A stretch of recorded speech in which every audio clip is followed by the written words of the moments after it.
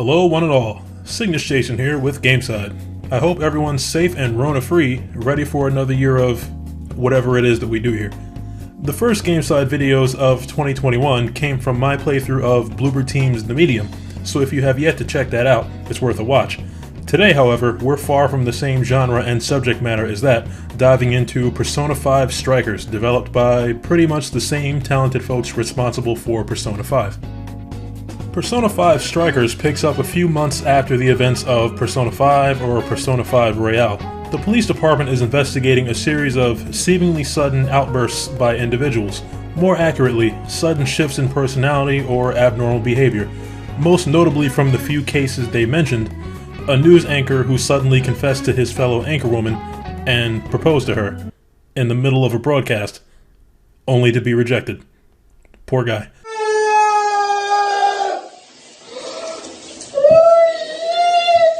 These kind of outbursts are seemingly identical to the happenings a few months prior, and the assumption of everyone, including new character Zenkichi Hasegawa, is that the Phantom Thieves are back. Technically, they're all correct, but not in the way they think. The thieves haven't met up in some time, so they've made plans to take a break from their respective lives and go on a vacation of sorts. Now, right as Joker and Skull meet up to shop for some supplies they'll need, they get yanked into the metaverse via an invitation received from popular fashion personality Alice Hiiragi. I won't spoil the specifics, but some things happen, and then once the group realizes that Alice is not the only celebrity enforcing their will on their unsuspecting fans, the main character and the rest of the Phantom Thieves take their show on the road to do what they do best. If you are new to Persona 5, I can offer you an explanation right now. If you're familiar, you're more than welcome to skip ahead to the indicated time on screen. For those of you still with me, here's the rundown. When an individual abuses the power of their position, such as a celebrity or a particularly handsy PE teacher, that corruption can take physical form as an entity referred to as a monarch, and is strong enough to rule a large portion of the metaverse, a parallel world that closely mirrors our own, but its areas most often reflect the specifics of the resident monarch's corrupted tendencies. In Persona 5, such areas were called palaces. In Strikers, they're referred to as jails because the monarchs responsible for them existing used their fame to subjugate their fans or followers. Our group of protagonists, called the Phantom Thieves of Hearts, are persona users, humans with such strong emotions that, once pushed to their limit, the more prominent emotion can physically manifest as a persona. In the main character Joker's case, not only does he command the power of a persona, but he has the ability to conscript any of the shadows he defeats within the metaverse and make them a persona, gaining their abilities. Now, once the Phantom Thieves are made aware of an existing palace, they delve into the metaverse to investigate, fighting off shadows and uncovering information or secrets relative to the monarch. Most palaces or jails will have treasures, particular aspects of the monarch's personality displayed as an object. The Phantom Thieves can steal these treasures in order to gain insight into the mind of the monarch and destabilize the palace to the point where the monarch will become vulnerable to direct attack. Once that happens, they issue a calling card in the real world aimed at the real world half of the monarch in question. Finally, the Phantom Thieves delve back into the palace, defeat the monarch, and steal the heart of the monarch, causing them to have a change of heart and confess to all the despicable actions or heinous crimes they have committed, allowing for law enforcement to swoop in and take it from there, never knowing what caused the individual to confess in the first place. I realize that is a lot to grasp, so to summarize, emotionally corrupted humans unconsciously manifest their deepest desires as monarchs and rule over a palace located in the parallel world known as the metaverse. The Phantom Thieves of Hearts seek out the individuals in the real world, investigate their lives as much as possible, and use this information to destabilize the palace, and combat the monarch and his or her forces using the power of their personas. Once defeated, the Phantom Thieves steal the heart of the monarch, causing the monarch's real-world self to confess their crimes to the public, accepting any and all consequences for their dubious actions. Got it?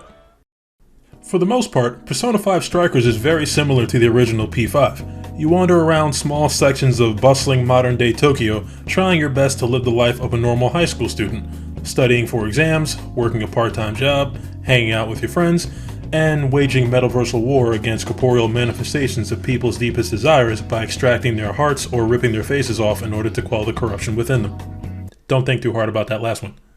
The playable real-world areas of Strikers function just like the last game. You can find different members of the Phantom Thieves just hanging out, talk to civilians, and you can buy items from vending machines, restaurants, or other stores. In the metaverse, things are a little different. While exploring each area of a jail, you can use your third eye to highlight treasure chests, objects you can interact with, and vantage points that you can use to avoid detection by enemies, or launch ambush attacks against them. Your third eye can also show you what difficulty a fight will be before you start it, as hinted by the colored aura surrounding an enemy. Red auras being highly dangerous, yellow auras being normal, and blue auras being easy fights. If you yourself get jumped by the enemy, the fight will be much harder and the alert level of the jail will rise, making enemies more observant and locking you out of treasure chests if the alert level gets too high. Defeating enemies or leaving the jail are the quickest ways to get that alert level back down to normal. Your health points and stamina points are precious, and so are any recovery items you have, so picking your battles is key to surviving long stretches of time spent exploring the metaverse. If your HP gets low and you're out of recovery items, you can use one of the thieves' healing skills. If the same happens to your allies, you can either heal them the same way or swap out for another Phantom Thief. If you and your allies are out of SP and you have no SP recovery items, you have to leave the jail and come back. Doing so also recovers everyone's HP. Not to worry though, there are checkpoints you can unlock in most areas of jails, which allow you to do a number of things, like go back and forth between the real world and the current jail, travel to other checkpoints within the jail, access the shop which sells weapons, protectors, accessories, and recovery items, and access the Velvet Room. The Velvet Room is where you first met Caroline, Justine, and Igor in P5, but is now home solely to Lavenza. Through her, you can fuse new personas, register the current levels of your currently owned personas, allowing you to resummon them at a later time if you need duplicates, and strengthen existing personas. Strengthening personas takes persona points, which can be gained by picking up duplicate personas out in the field. Strengthening and fusing personas cannot yield personas at a higher level than what you are currently. Similar to Persona games of the past, the focus is heavy on dialogue and character development. The writers do their damnedest to flesh out each and every colorful character at a steady pace, causing you to naturally slow down and enjoy their interactions. Every now and then you get dialogue choices, but they seldom contribute to the conversation in any meaningful way and would most likely reach the same conclusion regardless. In the original Persona 5, you could spend time with each individual member of the Phantom Thieves or some prominent NPCs and raise your social link with them to unlock special abilities and even romance some of them. In Strikers, there is no romance option for anyone, and social links have been consolidated into what's called the bond system. Spending time with the gang, or cooking for them when you're on the road, increases your bond level, which unlocks bond points and some handy passive skills that affect character stats, the probability of gaining new personas, the level of treasure chest locks that you can pick, and much, much more.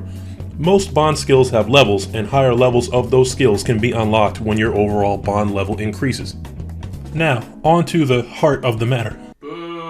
If you were one of the many fans worried that Strikers was aiming to capitalize on the wildly successful Persona 5 by making it a copy and paste Dynasty Warriors spinoff, you'd be wrong. Mostly. Like 95% wrong.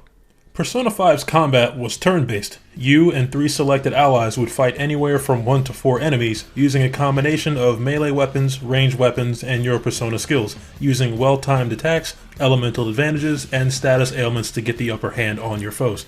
In Strikers, it's you and 3 allies versus dozens of enemies at a time, using surprisingly fluid real-time combat to damage handfuls of enemies with every swing of your weapon. You can swap personas on the fly, and if your allies know healing moves, they will automatically use them as the situation demands. You can manually swap between any characters you have out, or pass the baton when your allies tell you. Using characters is the fastest way to level that character's persona, giving it more skills to use, and it unlocks Master Arts for the character. Master Arts are grandiose combo finishers or ranged attacks that deal considerable damage when used properly, and every character has 4 Master Arts to unlock.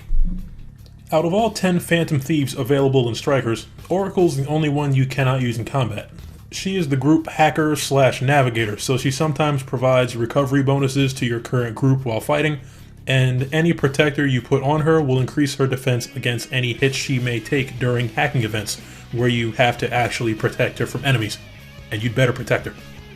In combat, you'll also have to take note of elemental interactions. There are 11 types of damage in the game. Physical, which is melee, gun, which is obviously ranged, fire, ice, electric, wind, psychokinesis, nuclear, bless, curse, and almighty. Next, we have ailment skills. mental or physiological effects that can disable your movements in varying ways. Lastly, we have healing skills, supportive skills, and passive skills, which affect health recovery, buffs, and status infliction rates respectively. Passive skills take up a skill slot on a persona and do not work if they are not slotted. The elemental weakness of enemies you face will not be immediately revealed to you. Instead, you have to just hit them with everything and see what works. While you, the main character, can have multiple personas with multiple elemental skills, you only have the one SP bar, so you can't indefinitely cast magic. Having knowledge of enemy weaknesses will inform your decision on what characters to bring out to aid you in battle, making battles that much easier. When an enemy is downed, you can execute an all-out attack, which will draw in any enemies nearby to suffer damage in a relatively large area of effect. Special enemies or bosses have heightened defense in the form of shields displayed under their HP bar. Using their elemental weakness against them, break all the shields and you can execute an even larger all-out attack, dealing big boy damage. If all that is not enough, each character has a showtime gauge to the far left of their HP, SP gauges. Using the character to deal damage fills the bar, and once it's full, you can pull off a showtime attack, which launches you up, brings out your currently active persona, and hurls an explosive grand attack at all enemies in the arena in a stunning display of strength and style. Equipment is a fairly simple concept. Each playable character can equip one melee weapon, one protector, which is basically your armor, and one accessory.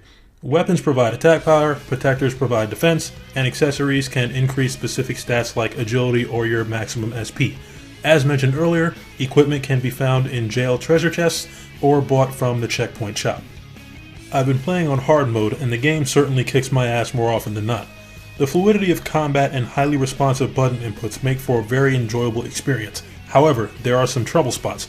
I don't know if this is inherent to hard mode, but my 3 allies almost never get out of the way of attacks and just choose to eat the damage like I'm made of money and can buy loads of healing items.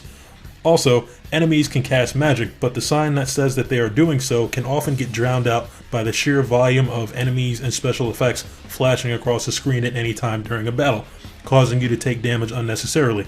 Worst part is, 1 or 2 good hits can put your HP in the red. If you want a balance between challenge and enjoyability, if that's a word, definitely don't play on hard. Since things may get away from you every now and then, meaning death, most of the time it's not the end of the world. After dying, you can edit your party or use items, then restart that battle, or you can return to the last checkpoint you reached.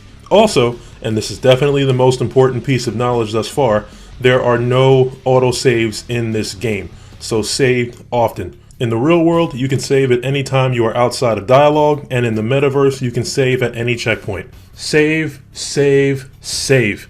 All in all, if you want to stylishly kick an innumerable amount of asses to a sweet soundtrack that never disappoints, this is absolutely the perfect game. Just listen to it.